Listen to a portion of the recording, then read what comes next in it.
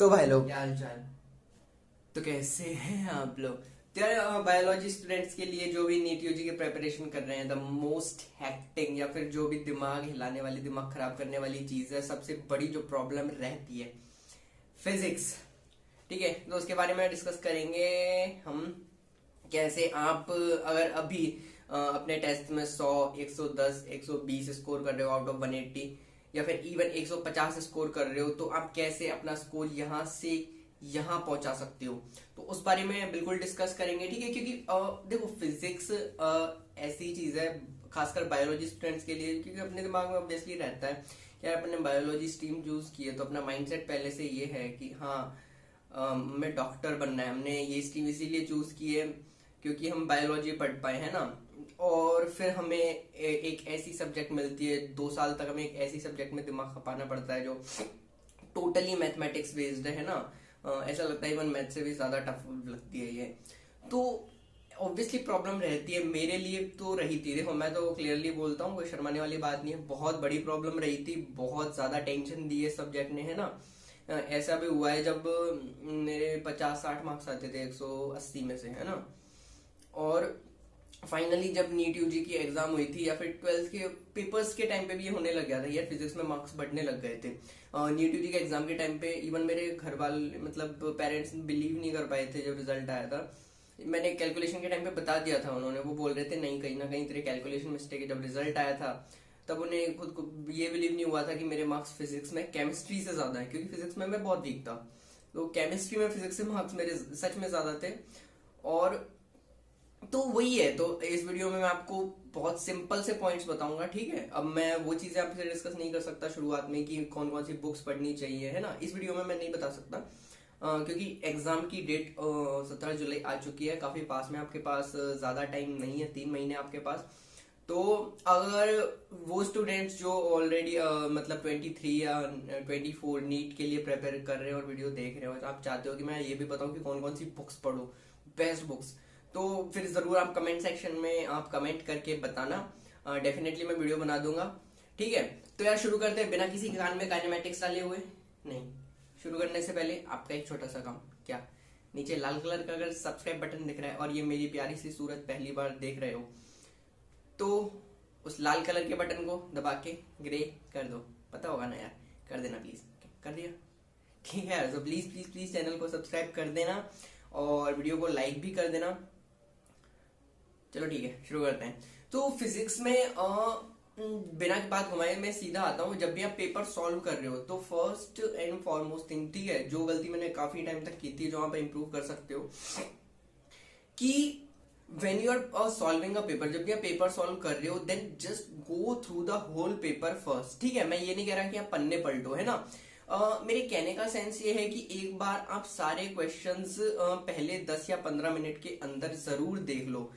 ठीक है, अगर आपको क्वेश्चंस सीरियल वाइज आ रहे हैं तो आप सीरियल वाइज चलते जाइए, और नहीं आ रहे हैं तो आप स्किप कीजिए। पहली चीज मैं यही बताना चाह रहा हूं कि आप जो क्वेश्चन नहीं आ रहे उनको स्किप करके एक बार पूरे 45 या 50 क्वेश्चन, जैसा अभी के पैटर्न में होने लगा है, 50 है, आपको 45 ही अटेम्प्ट करने हैं, तो उन 45 क्वेश्चन से गो थ्रू हुई ये एक बार। ठीक है, क्योंकि होता क्या है, आप सपोज कीजिए आपने शुरुआत में पहला क्वेश्चन किया, ठीक है, शुरुआत की, कैलकुलेशन करने लग गए, आपको कैलकुलेशन में टाइम लग रहा है, तो वहीं से आपका फिर प्रेशर बढ़ना शुरू हो जाता है।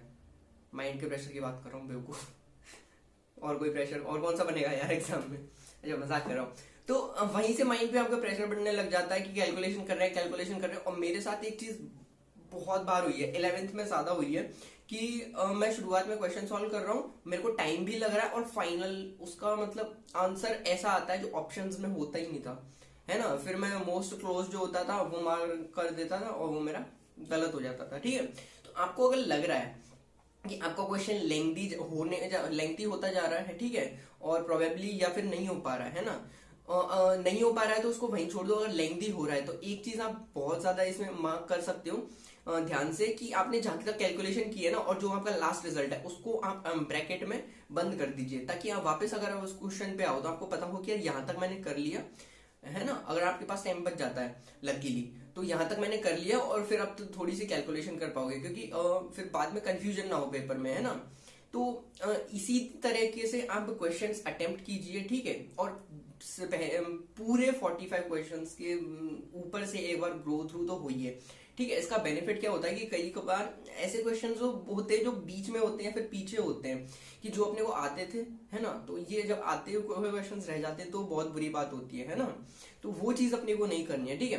अब दूसरा पॉइंट मैं आपको बता रहा हूँ, जब भी आप क्वेश्चंस या तो पेपर में सॉल्व कर रहे हैं, पेपर में नहीं सॉरी, आप प्रिपरेशन के टाइम पे सॉल्व कर रहे हैं, ठीक है। आप चाहे अपनी मॉड्यूल सॉल्व कर रहे हो, चाहे अपने आप पुराने पेपर सॉल्व कर रहे हो, चाहे प्रीवियस ईयर के पेपर सॉल्व कर रहे हो, और अगर आप आधा मेहनत कर रहे हो और जेई के पेपर्स भी इवन सॉल्व कर रहे हो रूम पे बैठ के, तो वहां पे आपको एक चीज ध्यान देनी है कि ऑब्वियसली आपको वहां पे आप आंसर्स पहले से पता होंगे, है ना।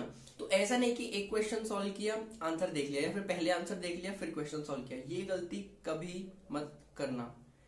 मैं क्लियरली कह रहा हूं, कभी मत करना, है ना। आप ऐसे मत कीजिए, आप सीरीज ऑफ क्वेश्चंस उठाइए और उनके लिए टाइम दीजिए, है ना। जब आप रूम पे क्वेश्चन सॉल्व कर रहे हैं तो आपको फिर क्वेश्चन चूज करना आपके लिए बहुत ज्यादा आसान हो जाता है ना।